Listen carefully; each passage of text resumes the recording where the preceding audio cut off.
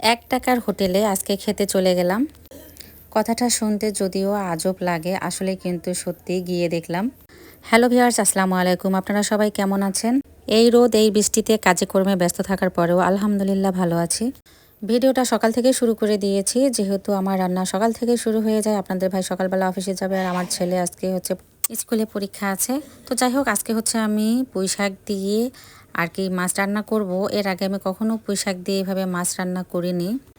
অনেক আপুদেরকেই দেখেছি পুঁইশাক দিয়ে ছোটো মাছও রান্না করে, তারপর বড় মাছও রান্না করে, দেখে অবশ্য ভালোই লাগে। তো আজকে আমি ফার্স্ট টাইম রান্না করলাম। এর আগে অবশ্য শাক দিয়ে আমি অনেক ধরনের সবজি রান্না করেছি, বাট আজকে এভাবে রান্না করে দিতে গিয়ে আমার হাজব্যান্ডের খেলাম এক ঝাড়ি।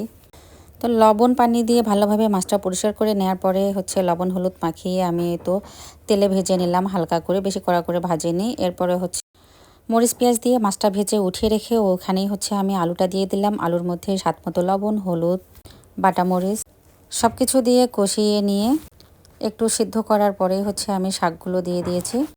এবার আলতোভাবে একটু ঢাকনা দিয়ে দিলাম। কিছুক্ষণ হচ্ছে একটু লো ভোল্টেজে জাল করেছি।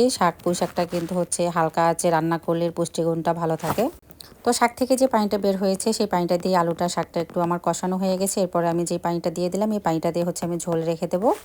তো ভেজে রাখা মাছগুলোর মধ্যে দিয়ে দিলাম এখানে হচ্ছে একটু জিরা গুঁড়ো আর 5 মশলা গুঁড়ো দিয়ে তো নামিয়ে ফেললাম। এরপর চলে আসলাম জমিতে। আর এই যে আমার কাঁচকলা কালকে ভেঙে গিয়েছিল, আর গতকাল কিছু গড়াই মাছ আবার কিনে নিয়েছি। এখন আমাদের গ্রামে কিন্তু অনেক মাছ পাওয়া যাচ্ছে। এই জমিটাতে আমরা শাক লাগাই, তাই শাক বাড়িটা হচ্ছে রেডি করে নিলাম এক ভাইয়ের কাছ থেকে। উনি সুন্দরভাবে কোদাল দিয়ে মাটি আলগা করে এবং চারপাশটা সুন্দর করে নেট দিয়ে ঘিরে দিয়েছে, শাকের বিচিগুলোও দিয়েছে ছিটে। তো এরপর বাসায় এসে কিন্তু অফ ক্যামেরায় হচ্ছে আমরা ভুট্টাগুলো রোদ্রে দেওয়ার পরে হচ্ছে আমি স্কুলে গিয়েছি। ছেলেকে স্কুল থেকে ও ফোন দিয়েছিল, আমি কিন্তু বেতনটা দেইনি স্কুলে, তাই আজকে স্কুলে গিয়ে হচ্ছে বেতন দিয়ে এরপরে বাসায় আসার পথে তোর বৃষ্টিতে প্রায় ভিজেই গিয়ে। তো বাসায় আসার পর দেখি মাশাল্লাহ ভুট্টাগুলো কিন্তু ভিজেনি, ওরা হচ্ছে ওটা ঢেকে রেখেছিল। এরপরে হচ্ছে আমি আর উকিল মামু সহ সবগুলো ভুট্টা উঠিয়ে হাত মুখ পরিষ্কার করে একটু রেস্ট নিচ্ছিলাম। এমন সময় আমার ছোট যা জানালা দিয়ে এসে বলতেছে, ভাবি চলেন না একটু ফুচকা খেতে যাই। ছোট জায়ের আবদার কি আর করার, না গেলে ও আবার মন খারাপ করবে, যেহেতু ছোট মানুষ, দুইটা বাচ্চা কাচ্চা নিয়ে এমনি বোরিং লাইফে আছে।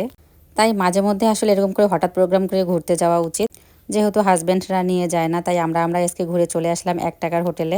এর আগেও নাকি এই হোটেলে গিয়েছিল, অনেক মজার আর কি খাওয়া দাওয়াগুলো, তাই হচ্ছে ওর রেফারেন্সেই আমরা গেলাম। তো গিয়েই তো প্রথম আগে ওয়েটিংয়ে ছিলাম, আসলে জায়গা পাচ্ছিলাম না। পরে মাশাল্লাহ সবাই মিলে বিরিয়ানি, খাসির চপ, পেঁয়াজু খেলাম মাশাল্লাহ। আর কিছু চিকেন ফ্রাই আর বিরিয়ানি আমার শাশুড়ি আমার জন্য নিয়ে আসলাম বাসায়। আর এই দিক দিয়ে হচ্ছে একটু টুকিটাকি কেনাকাটাও সবাই মিলে করলাম, সাংসারিক সব জিনিসপত্র।